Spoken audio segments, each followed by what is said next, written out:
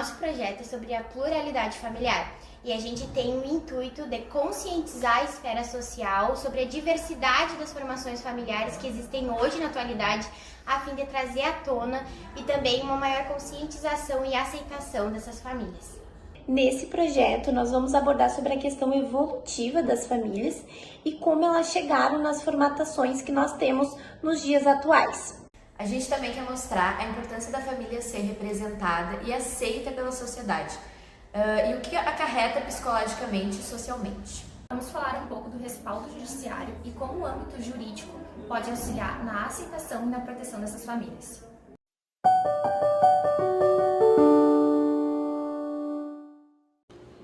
Olá, meu nome é Marigley Araújo, eu sou advogada, especialista em Direito de Família e Sucessões, doutoranda em Direito e professora da Urcamp São Gabriel nas disciplinas de Direito de Família e Direito Constitucional.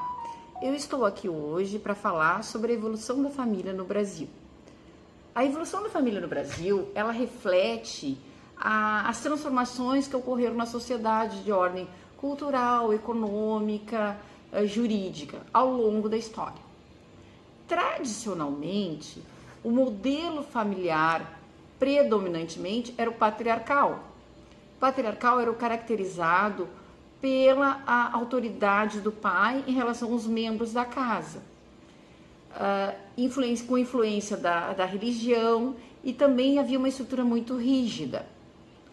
Durante o período colonial, depois na parte do império, o casamento era religioso e a família era nuclear. A família nuclear era aquela formada pelo casal heterossexual e a prole.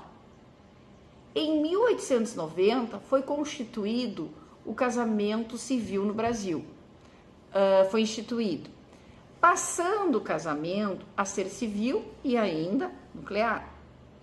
No século XX, com a urbanização, industrialização, a mulher, ela oportunizou que a mulher ingressasse no mercado de trabalho.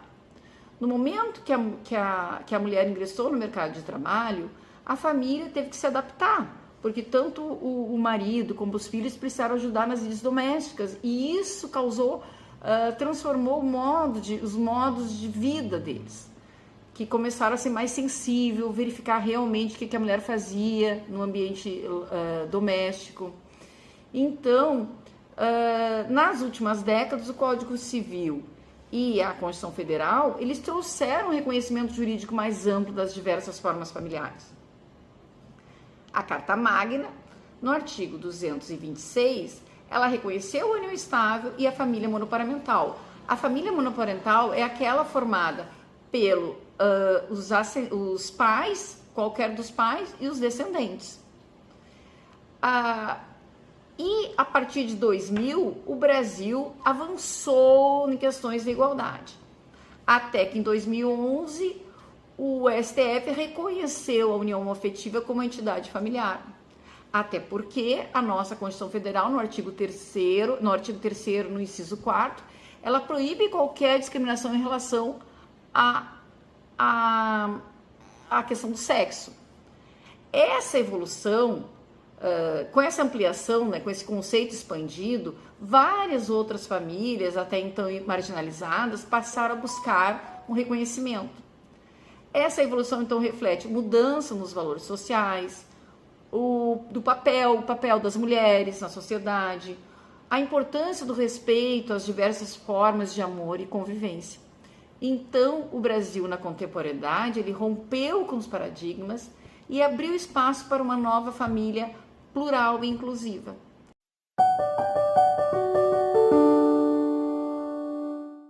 O psicólogo Guilherme, eu estou aqui através de um convite, dos acadêmicos do curso de Direito da Urcamp, onde eu fui solicitado a dar uma fala para vocês sobre as novas configurações familiares, e o quanto isso impacta na sociedade, porque antigamente a gente tinha como configuração familiar, apenas aquela família que era pai, mãe, e filho, um homem, uma mulher e os filhos. E hoje em dia, na contemporaneidade, a gente se depara com novas configurações familiares, né?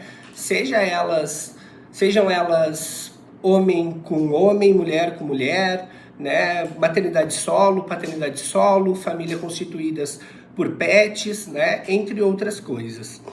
E eu acho que uma das maiores problemáticas que a gente enfrenta hoje em dia, né, dentro disso daí, é a desinformação. Eu acho que a desinformação é uma das maiores causadoras do preconceito hoje em dia. Porque a falta de informação nos leva a não ter conhecimento. E a falta de conhecimento nos leva a ter preconceito. E claro, né, eu não vou ser hipócrita aqui de dizer que as pessoas não têm preconceito, né? Todos nós temos algum tipo de preconceito. A questão maior não é a gente não ter preconceito, né? É a gente lidar com o nosso preconceito. É a gente se moldar, né, a isso, no sentido de que tudo bem eu ter um preconceito, eu não gostar de alguém, eu discordar de alguma situação, né? Mas a questão é sobre respeito. Eu acho que a gente precisa respeitar as diferenças do mundo, as diferenças familiares, né? Porque pensem que chato seria se a gente vivesse num mundo onde todas as pessoas são iguais, onde todas as pessoas têm a mesma configuração familiar, fazem as mesmas coisas, pensam iguais, né? Então eu não estou aqui para ser hipócrita e dizer que o preconceito ele tem que acabar ou que ele não vai existir. Ótimo, seria ótimo se isso acontecesse, mas a gente sabe que não, né? Então é muito melhor, né, que as pessoas aprendam a lidar com seus preconceitos, aprendam a lidar com as diferenças e não depositar essa frustração nos outros ou nas outras configurações familiares, do que a gente tentar ser hipócrita e dizer que essas coisas não existem, né? Então o meu pedido aqui seria muito mais de lidem com seus preconceitos, respeitem mais as diferenças, né? Acolham mais essas famílias, né? Ou simplesmente não ataquem, né? Mesmo que hoje em dia a gente ainda se depare com muito preconceito, né?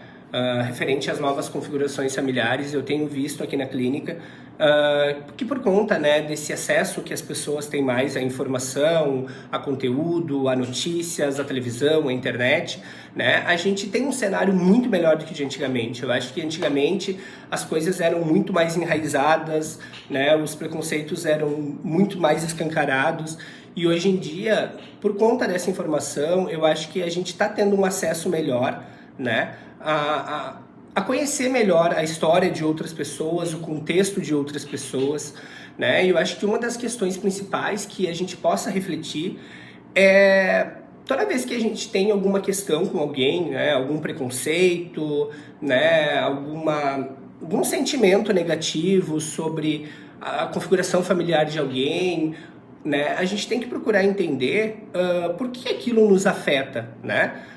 Por que aquilo nos incomoda. A gente tem que tirar essa crença enraizada do que a gente tem, né?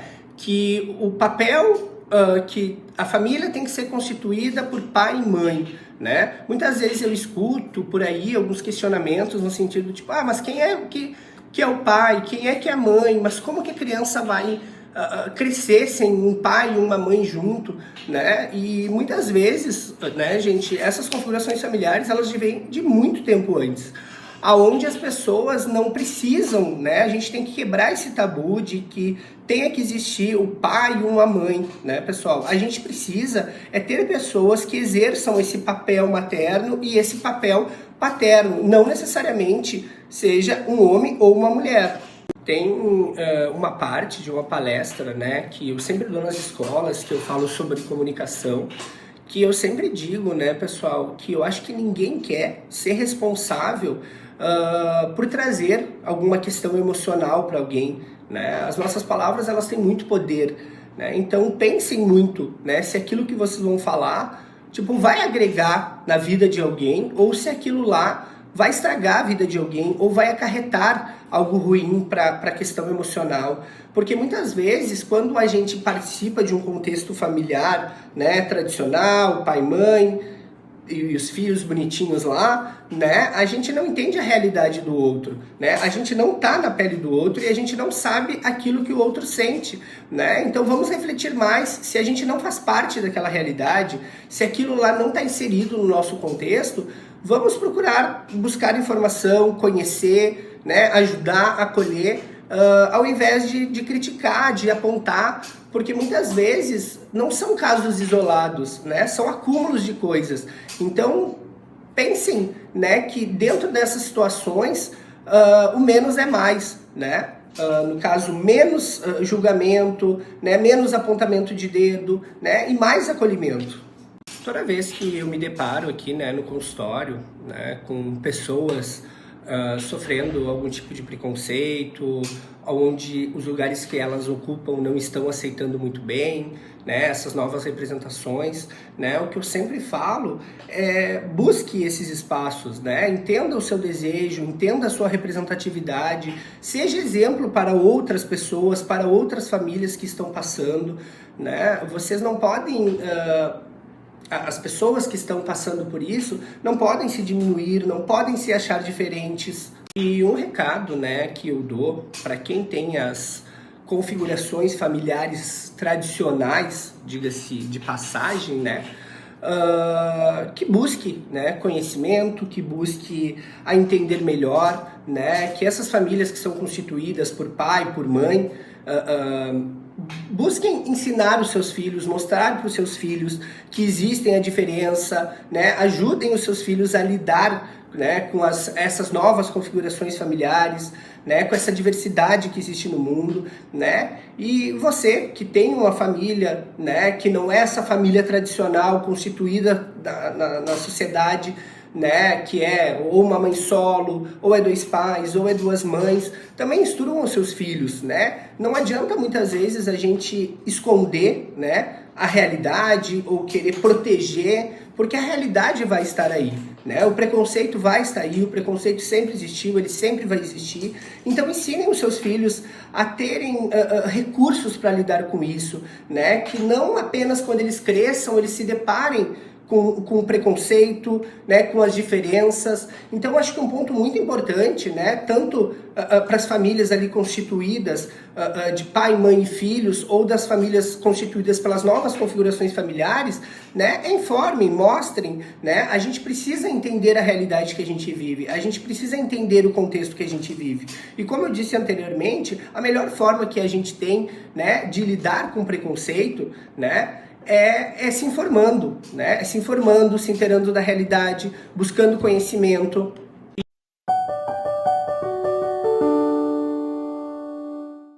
Olá, meu nome é Amanda Nunes, sou advogada especialista em Direito de Família e Sucessões e Direito Imobiliário e venho falar aqui com vocês a respeito da proteção das famílias no âmbito do Poder Judiciário. É essencial para garantir que todos os membros do grupo familiar, especialmente os mais vulneráveis, como crianças e idosos, tenham seus direitos fundamentais assegurados. Essa proteção envolve não somente o reconhecimento formal das diversas formas de organização familiar, mas também a atribuição de direitos e deveres que regulamentam as relações entre seus membros. A família é considerada a base da sociedade, conforme prevê nossa Constituição Federal.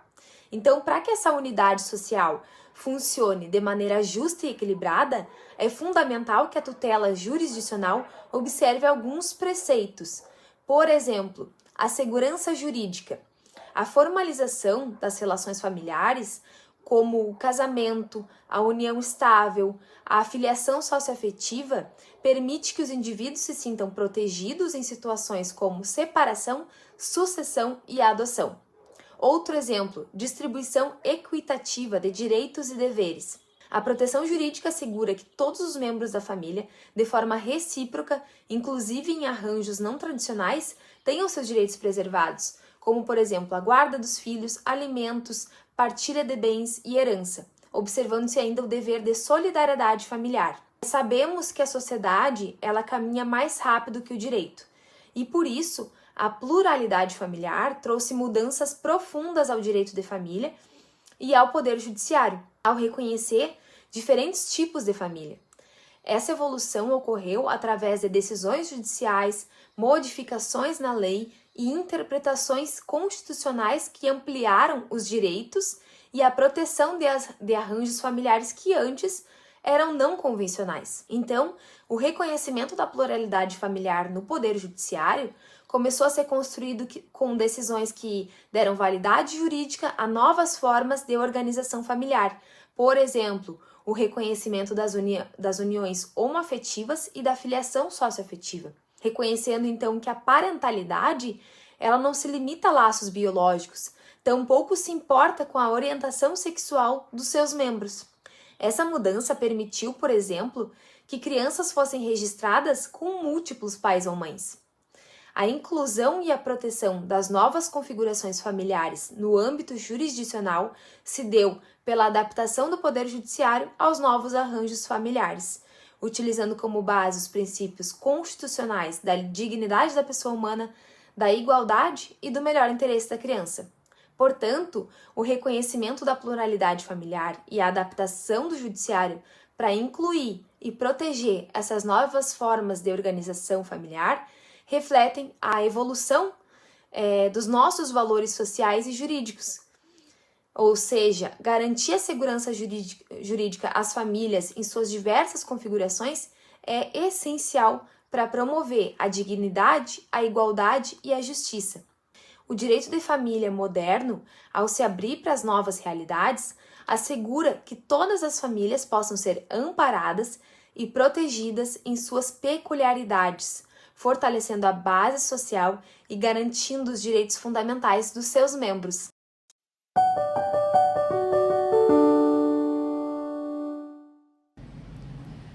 Olá, tudo bem? Meu nome é Luciane Bittencourt Fagundes, sou professora orientadora dessa prática extensionista. Também estou na coordenação do curso e venho aqui para dar esse encerramento do que é esse lindo trabalho feito por essas integrantes deste projeto integrador que vem tratar de um tema tão sensível que é família.